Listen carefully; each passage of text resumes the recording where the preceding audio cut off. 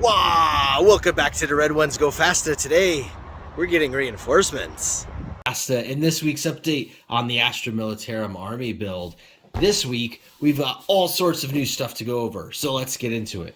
First of all, we went to the friendly local hobby store and picked up some AK Interactive's acrylic diorama terrain stuff. This stuff is the absolute best for basing your things. It's still sealed. You put it in on the base and it dries and it looks just like whatever it says on here. So this is dark earth. And then we got some ice sparkles and some snow sprinkles to do our winter bases on our Truscan snowhounds. We also got, from my lovely assistant here, a box from Green Stuff World in the UK. All right, buddy, let's see what we got.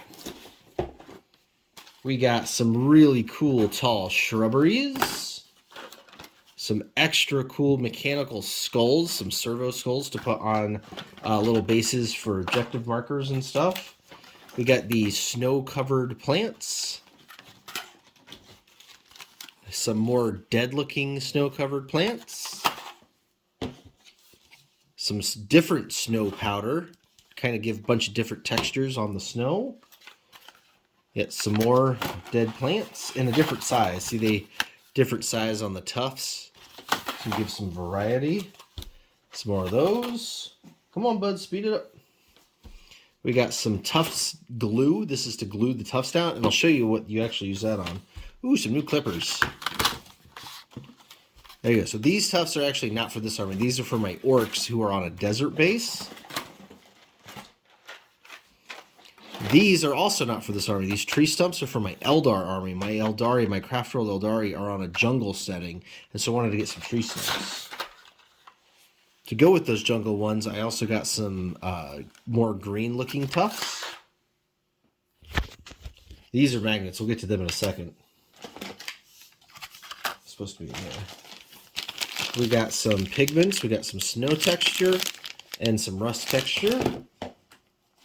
All right, so this is what you use the tuft glue for, these micro leaves. Check out the leaves. See what they look like? So you put the glue down on the base and you sprinkle the leaves on, and it's a very natural looking base. So those are the jungles for the Eldar. So we got a couple different color variations there, a dark green and a medium green to spread around in their jungle base. I got some barbed wire for the heavy weapons teams.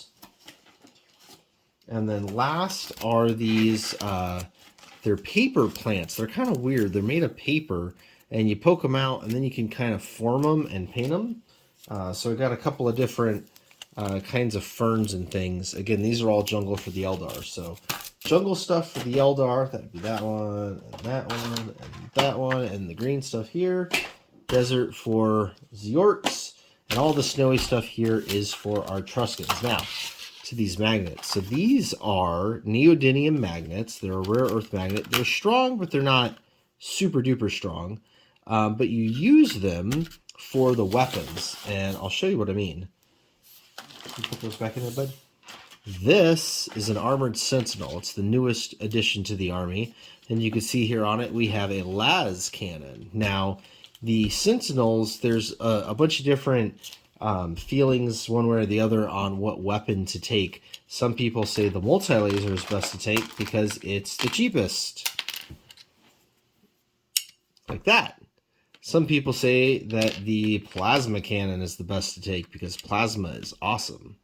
And some people say that the auto cannon is the best combination of points and ability. Check that out. So what I did is I used those magnets. I've got one in here on the actual model, and then I've put one in each of the weapons. And so I can switch between the auto cannon and the las cannon and the multi-laser, which is the free weapon, and the plasma gun or plasma cannon. And so those are all ready to go on our armored Sentinel. So to give you an idea of what the army is looking like these days, we are going to switch our assistants.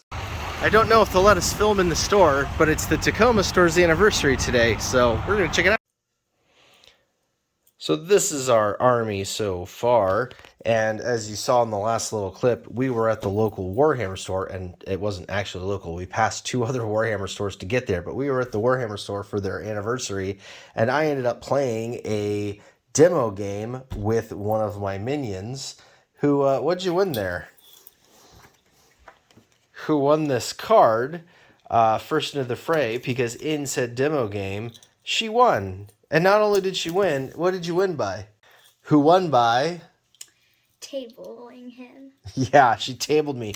Literally killed every single one of my Necrons. And not only that, insult to injury, I didn't knock a single one of her figures off the table at all. They had some wounds on them, but nobody was dead. To which the store owner brought these down, which are really cool, but he said to identify the corpse. Oh, I can never show my face in a Warhammer store again. I've been whooped by a 10-year-old. But anyways, these dog tags were really cool. So thank you to the Warhammer store in Tacoma for those. That was really rad. But this is the army. You can see we are all built and all painted. Every single Cadian figure I own is built and undercoated. And we even added something else since then. So when you saw it last week, I had some more heavy weapons teams built and some guys in the gray plastic. They are now finished and primered, and I finished off the last squad. I think there was 5 guys left on that one, and then I went and bought a Sentinel, an armored Sentinel, which we just showed you the magnetization on. So this is the force. It is about 675 points with just the weapons costs, no other upgrades. So figure it's a 700 point army once you actually, throw a couple of stratagems and war gear pieces and whatnot on it. So HQ, we've got our company commander, and then you've got your elite platoon commander and a command squad that you could use for either one of them. You've got your commissar, which you could use as the HQ Lord Commissar or the elite regular commissar. You've got the master of ordnance here who can call in the strikes. He was an elite choice. And then you've got 3 troop squads. So troop squad 1 here has the las cannon and plasma gun. Troop squad 2 has the heavy bolter and grenade launcher. And squad 3 has the auto cannon and another plasma gun. And then our heavy weapons team back here has the 3 mortars. We also have our Lehman Russ, which again is all interchangeable. You can take all the pieces out. They're designed to swap out, so I can take out the plasma guns from the sponsons and whatnot and change those. Same thing with the main gun here in the front. I can put the regular shorter battle cannon in.